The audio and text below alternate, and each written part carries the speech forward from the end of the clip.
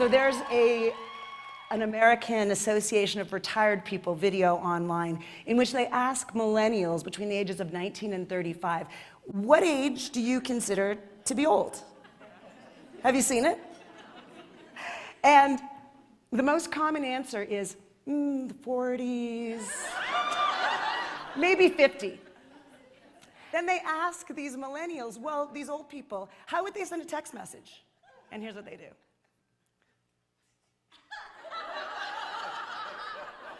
But then they ask the same millennials, they say, how does an old person cross the street? And here's what they do. 50! I don't know about you, I'm 54, I don't cross the street like that. But I understand the fear because we live in a culture in which it is indoctrinated. Do you know that if you ask people, would you like to live to be 150? Do you know that many people say no? They say no because they think that a longer life means more time in that period of decay and decline, of being irrelevant and invisible, and they think, why would I want that?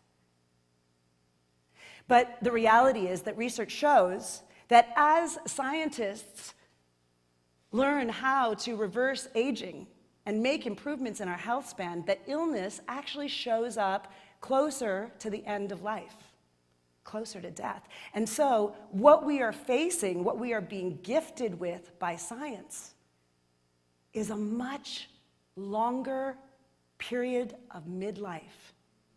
Many more years of vibrant and healthy living than any generation before us. But you know what? Our mindset hasn't caught up. Our stories are still hypnotizing us. We are still living like 50 is old. And I say, it's time for us to rewrite those stories. It's time to create a new narrative. It is time for all of us to rebrand aging.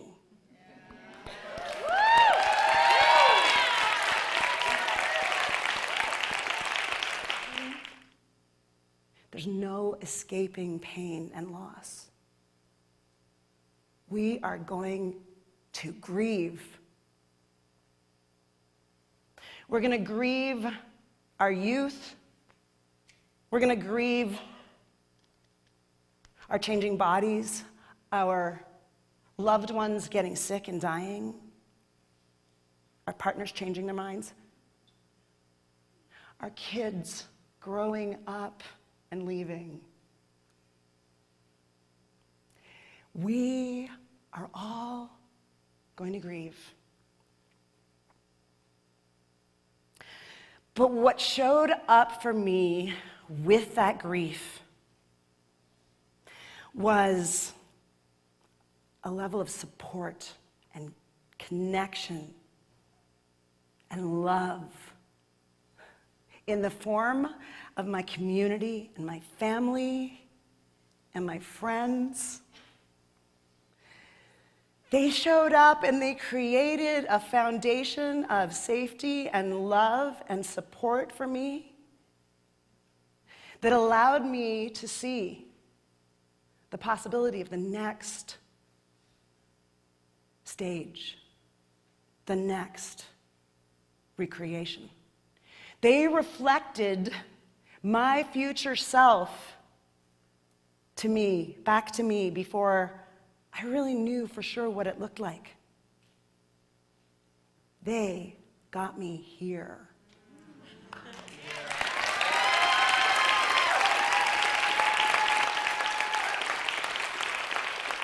And they reminded me that reinvention isn't a one-time thing. Regeneration is our true nature as women.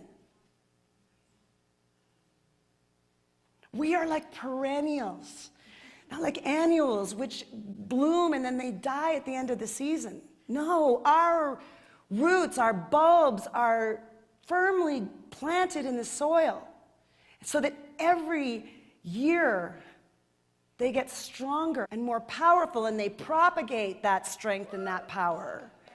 And so that every season there's a bigger bloom of flowers and more vibrancy and more color with every passing season.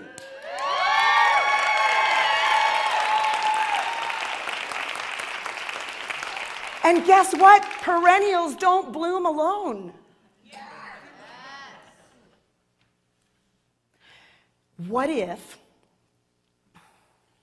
all of us rewrote those stories of too old and too late? What if, instead of running from the fear of pain and loss, we embraced it as part of the fire from which we come through anew, the next level of our phoenix rising? What if we remember our nature as perennials and know that every turn in the way and challenge is the opportunity to rebloom? Because what kind of fun could we have? What kind of adventures could we go on together? What kind of relationships could we build if we supported each other in this process?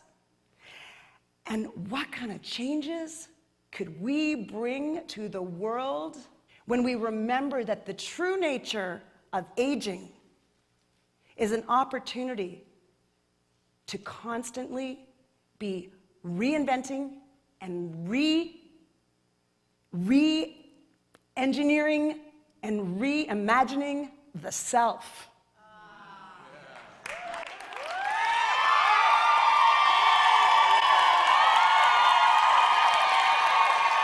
Thank you.